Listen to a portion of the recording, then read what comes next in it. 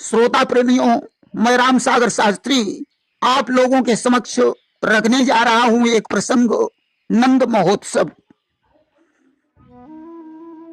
देखिए, अब तो ज्यों सवेरा हुआ चारों तरफ खबर फैल गई कि यशोदा के लल्ला पैदा हुआ है। नंद बाबा बड़े प्रसन्न हैं। उन्होंने वेदज्ञ ब्राह्मणों को बुलवाकर पुत्र का जात कर्म संस्कार करवाया।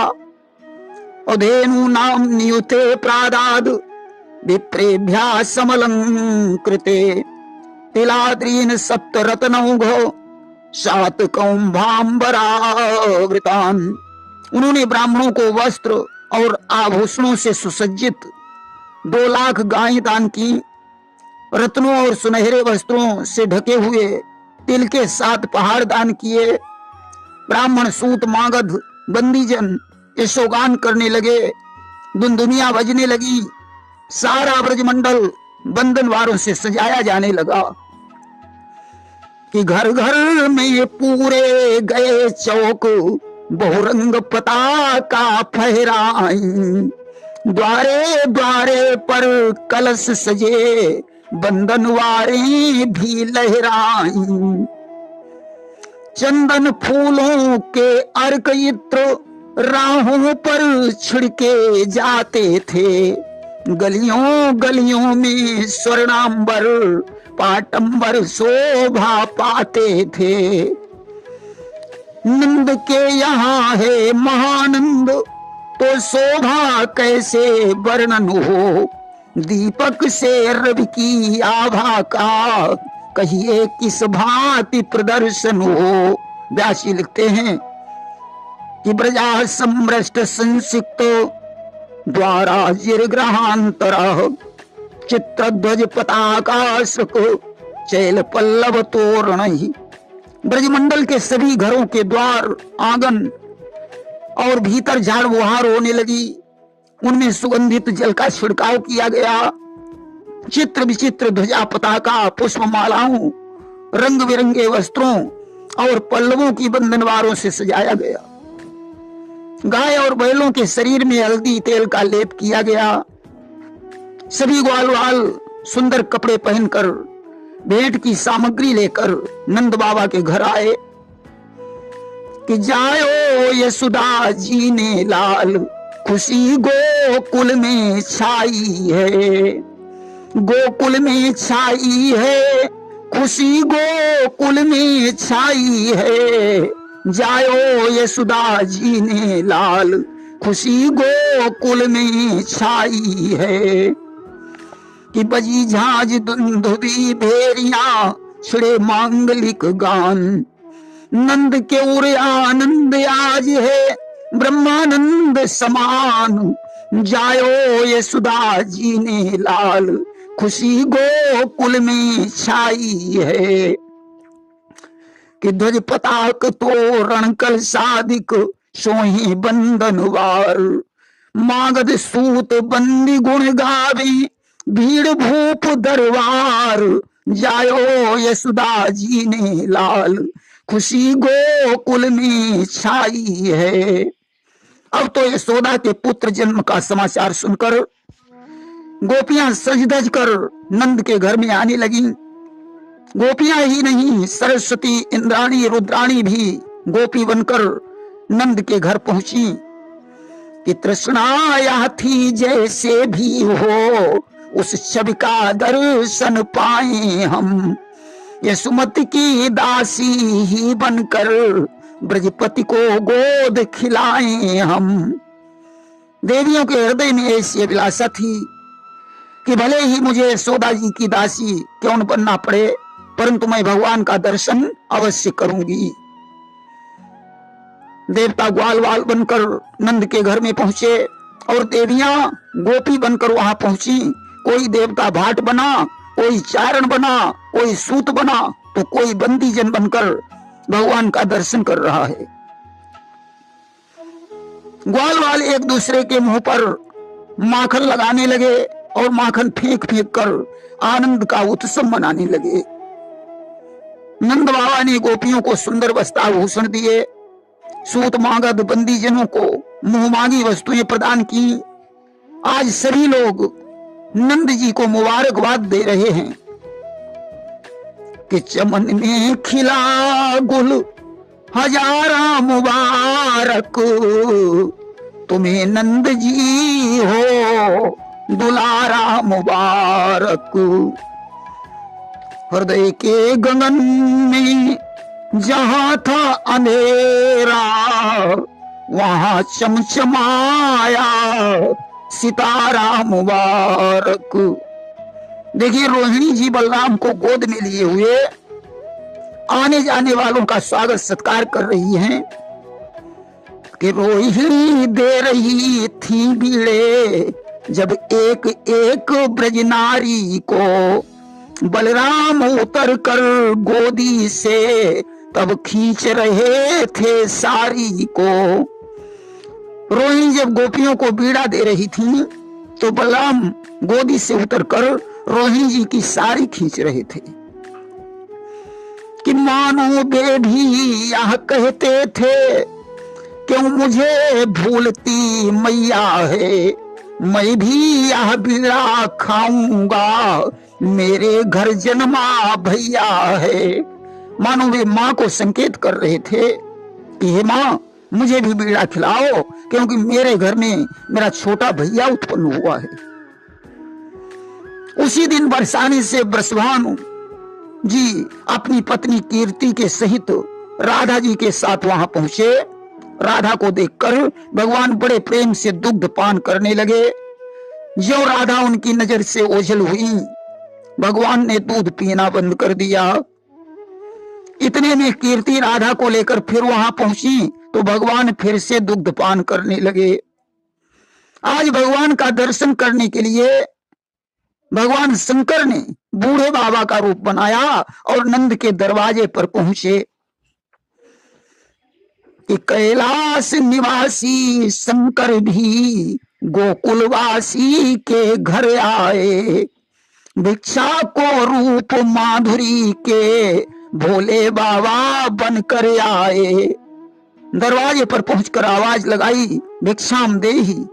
अब तो ज्यों आवाज यशोदा के कानों में पड़ी, उन्होंने मोतियों से थाल भरकर दासी को पकड़ाया और कहा जाओ बाबा जी को भिक्षा दे दो। दासी ज्यों थाल लेकर पहुंची, अब तो वह बाबा जी के विकराल वेश को देखकर भयभीत हो गई। उसने धैर्य धारण करके कहा बाबा यहाँ जो भी याचक आया वह खाली नहीं लौटा, जिसने जो मांगा उसे वह दिया गया। बाबा जी ने कहा दासी यह पूछना तेरा धर्म नहीं है, तुम घर की मालकिन को ही यहाँ भेज दे। दासी लौट गई। उसने कहा ब्रजरानी दरवाजे पर एक भयंकर बाबा आया है, उसकी बातें ऐसी लगती हैं मानो वो सारी दुनिया का राजा हो। कि ब्रजरानी एक विकट बाबा द्वारे पर आन विराजा है, इस तरह बोलता है मानो दुनिया का वह ही राजा है। मैं तुझसे बात नहीं करता, मुझको फटकार दिखाता है, तुम गृह स्वामिन गृह लक्ष्मी हो, इस कारण तुम्हें बुलाता है। उस बाबा ने मुझे फटकार दिया है, आप इस घर की मालकिन हैं, इसलिए वह आपको ही बुला रहा है। यशोदा जी ने कहा दासी तुम क्या जाने अतिथि का सत्कार कैसे किया जाता है, ला ये थाल मुझे दे दे। आज यशोदा जी मोतियों का थाल लेकर बाबा जी के पास पहुंची। बाबा ने कहा मैया मुझे इन मोतियों की आवश्यकता नहीं है, मैं तो तेरे लाला का दर्शन करने आया हूं। कि मैया भोजन चाहिए नहीं, धन की भी नहीं कांक्षा है, लाला के दर्शन करने को बूढ़ी आंखों की इच्छा है। कि भिक्षा न चाहिए कहीं कैलाशी, लाला के दर्शन को अखियां है प्यासी, और दर्शन करा दो मगन हो चोला, भसम रमी अंग पड़ा कांधे पे झोला। चले श्याम सुंदर से मिलने को भोला, भस्म रमी अंग पड़ा कांधे पे झोला। यशोदा जी ने कहा बाबा तुम्हारे शरीर में सांप बिच्छू लपटे हैं, मेरा लाला देखकर डर जाएगा। शिव ने कहा मैया तेरा लाला त्रिलोकों का स्वामी है, वह साधारण बालक नहीं है।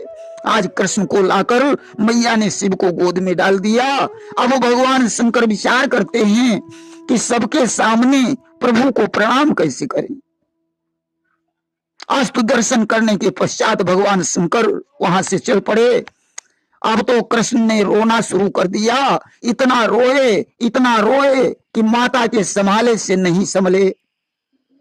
अब तो यशोदा जी सखियों से पूछने लगी हाय मेरे लाला को क्या हो गया, कि किसने चलाए दियो टोना, सखीरी मेरा रूठा सलोना, कि भूल गई मैं दियो ने आके, भूल गई मैंने दियो ने आके, माथे बीच ढिठौना, सखीरी मेरा रूठा सलोना, किसने चलाए दियो टोना, सखीरी मेरा रूठा सलोना।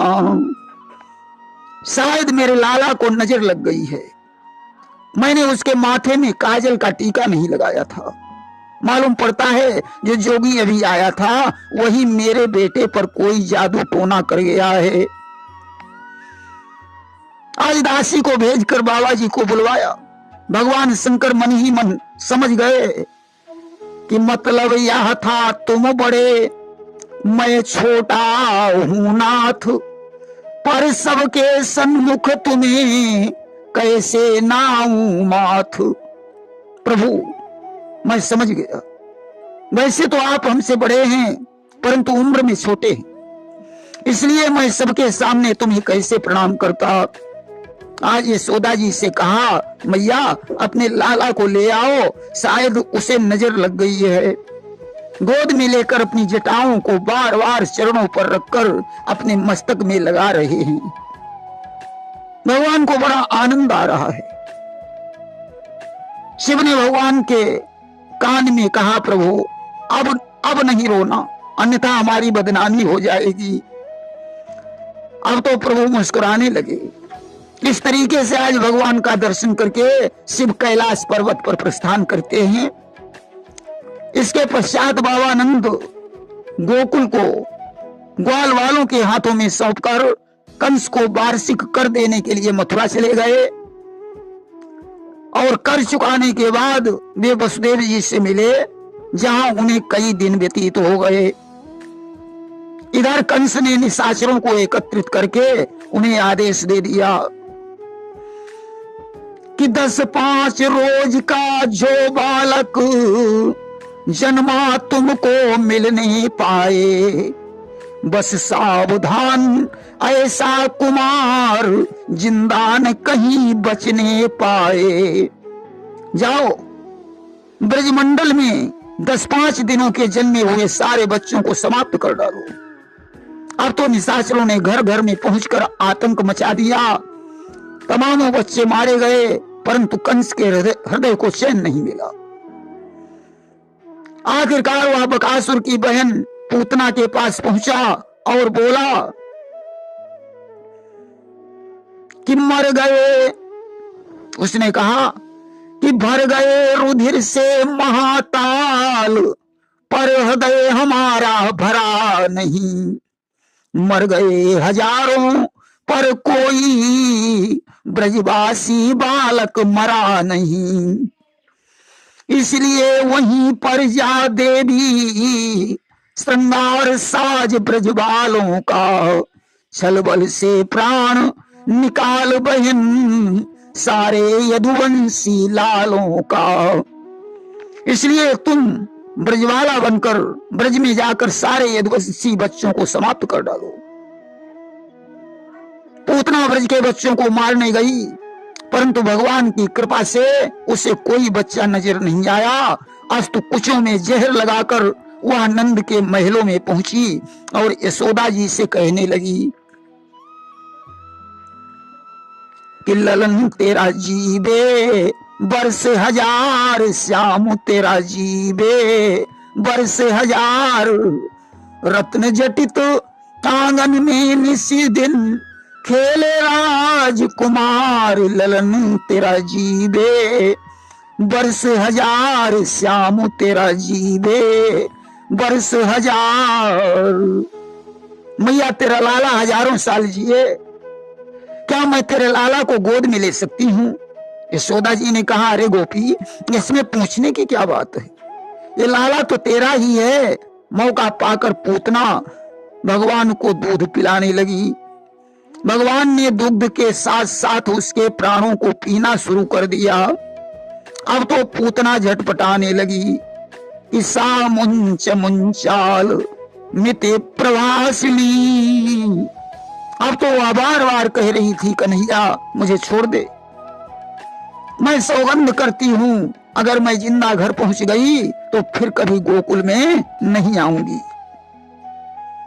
कि जीती जागती अगर अब से मैं घर तक जाने पाऊंगी, तो शपथ पुत्र की करती हूं गोकुल में कभी न आऊंगी। वह आकाश की तरफ उड़ी और निष्प्राण होकर पृथ्वी पर गिर पड़ी। उसके गिरने से 6 कोस के वृक्ष नष्ट हो गए। ग्वालों ने उसके शरीर को कुल्हाड़ी से काट पीट कर लकड़ियां लाकर जला दिया। इस तरीके से आज पूतना का उद्धार हुआ। सज्जनों, विस्तार से जानने के लिए आप हमारा पूतना वध वीडियो श्रवण करें। प्रेम से बोलिए वृंदावन बिहारी लाल की जय।